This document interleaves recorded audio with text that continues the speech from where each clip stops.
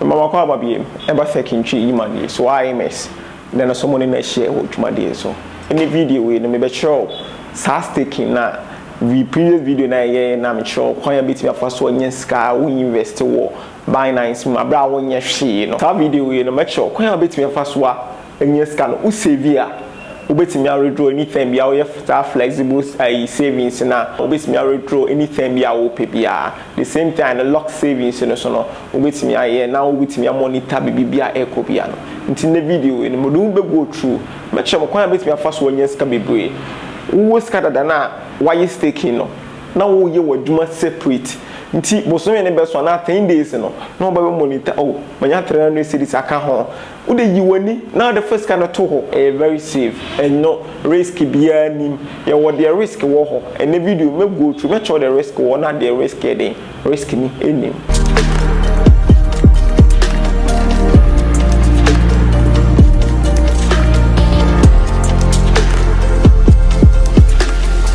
in the video be any nyina wo phone so say dem confuse you ntu be kwa download the Binance app no o be download the Binance app na wa download there we no me wo me phone so dada na ma be Binance app no so show me previous video na me di kan here na unze me di kan stake USDT be kai say mistake one be me a me show ni nyina na ma show say ni interest I den about so mistake 1 USDT that's say 70 pesos na mistake here tie kwa be monitor be hwe interest I den aba so nyina ha ni bia de me di kan ya kire mu ni nyina de ekotu bia e wo ha sei nti yen hwe ade nti de se de be ni se beba mo yehu mo wa ha na ya ba mo uhu mo no wa ha ya ubehu staking no about staking oba staking na ohu staking no ye wo coin bibre wo abetimi stake e wo ha sei e wo san wa ni na ye coin o he previous video na edi kan explain ye san coin bia ne value a e wo ho san so ne value e wo so kakra nti esi a say e be ni say ohu san be ma interest rate of 24.5%. That's duration here 10 days per about 24.5%. 24.5%. This is an only San coin. My previous video I show coin bit me fast wide there. Ato San coin. And as a video we so the make sure coin bit me fast wide there. Ato San coin. Maybe I will pay different coins. Okay, okay down. There were coins be free. I was down interest rate there. It was so far. She back and brought down. Your coin be pre we 75% interest rate 75%. That's 30 days. And now yanko hasi DeFi staking nature say o coin no o de koye DeFi mining ha me moso unze ebo DeFi staking na unze e de risk e ma ye warning say bit me lose ska wo DeFi staking and only o coin no e koye DeFi mining until within inside DeFi mining no bit me lose ska but Binance be make sure say I be try the best obey bit me I maintain no idea what me enye scan back and as wonya mfaso na e de aka ho but side DeFi staking we no Binance timi assure say e dem crowd be nya interest but bit me idea alusi until DeFi mining so e na wa ha no but because of say all starting the me sure say one person will lose ska until e go for staking e go for DeFi staking no but you see DeFi staking the nya ska na later one person oba we use staking the nya ska na later person oba DeFi staking na obetim dia ba nti amfa ne say person is taking for a sun opa be go for 30 days obe go for 60 days opa be go for 90 days nti amfa ne say go for 10 days that's 24.5% you know nti say person is taking now you both taking now na hwade o value no start here free stake date ne o staking na 30th na any date na wa ha no nti I best start here free so we taking na best start here free 31st that's mochina no pa 12 I best start here free na interest ending na beba next month that's 10 days no February no 10th no now scan bed ubetimi anya nti ubetimi redeem usika no the following day no na ubetimi redeem usika no ubenya 24% of 24.5% na ubetimi anya ubetimi nti se ampese mi emfa se me pese mi stake se ampese mi stake for 10 days hwe ade 10 days no ho unso wo stake for 10 days yen hwe ade wa ha sei wo stake for 10 days obenya interest rate of 24.5%. Eno no limit ni ye 20 san hwade o limit no betimi stake untimi stake more than 22 san unse wo stake more than 22 san na emma kwan what I say but what the 90 days wo betimi stake more than 4,000 san until interest rate made there be pass through point to betimi yi wani 3 months wo tesia no wo de 500 san that's more than 100 million tuma more than 100 million atum no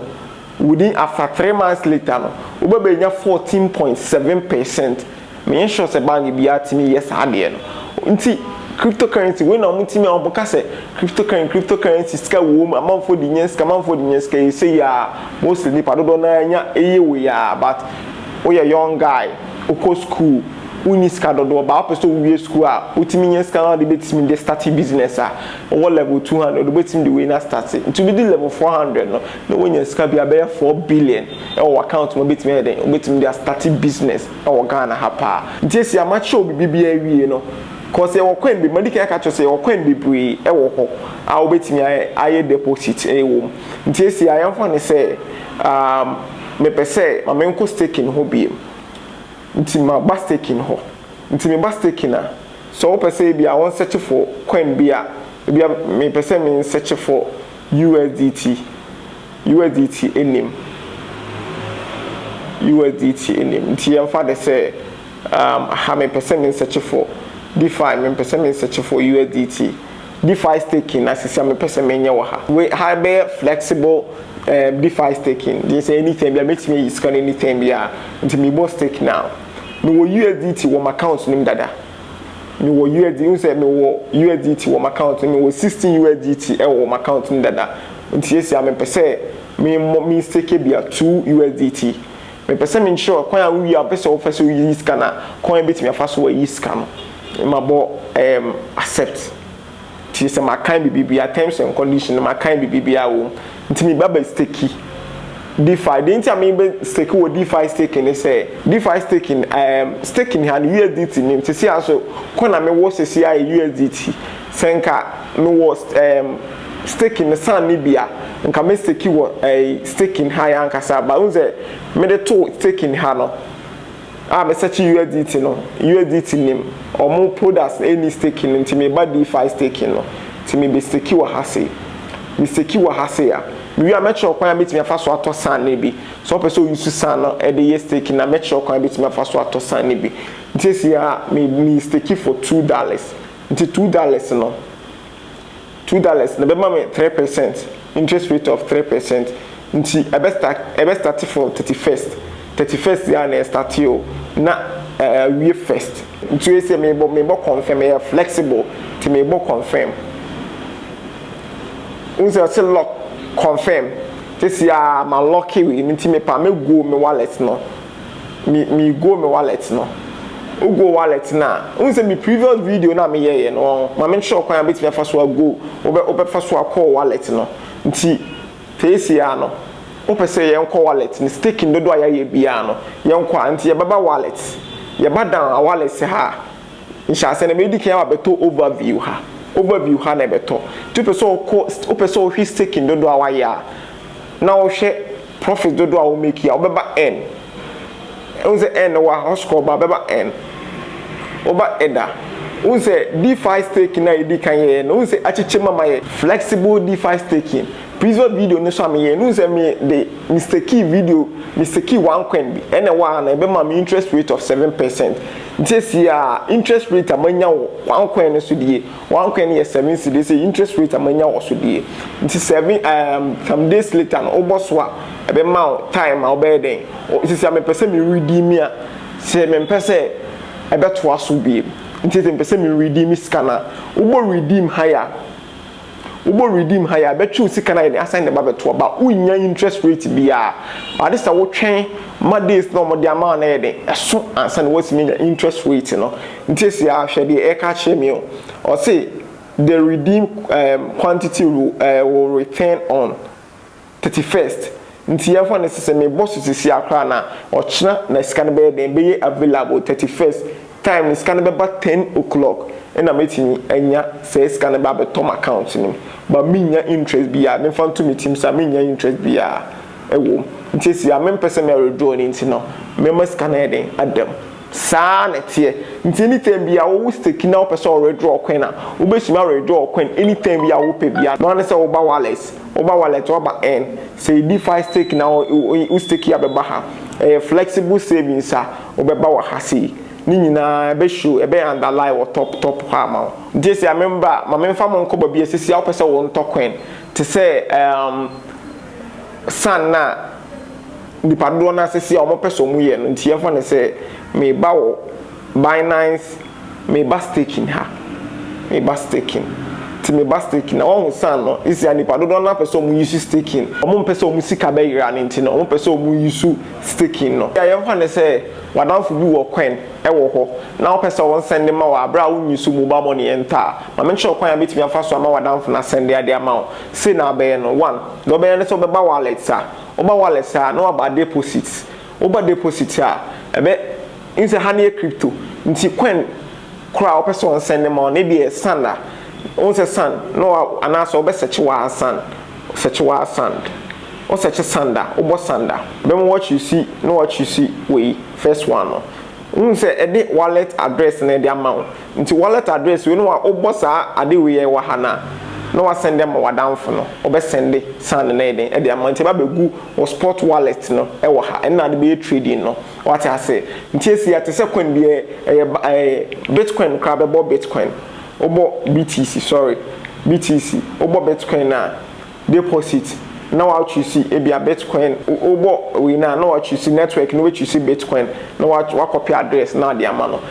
ska bia no search ni din na o copy address na eden na o de ama no unse previously kan ye video bi kwa metimi afa so de ato obo use mobile money iden ato coin ni bi kwa metimi afa so use mobile money ato coin ni say oba spot wallet ya na person we deposit na ebia USDT na no about P2P trading no P2P trading no about mobile money ni wa ha ba mobile money na yehu USDT Bitcoin any other coins no ba yehu sand wa ha na coin a betimi afa so aye ne say obe use obe dika ato different coin bia wo pe bia obe use mobile money na ide e de ato o de to wi a wo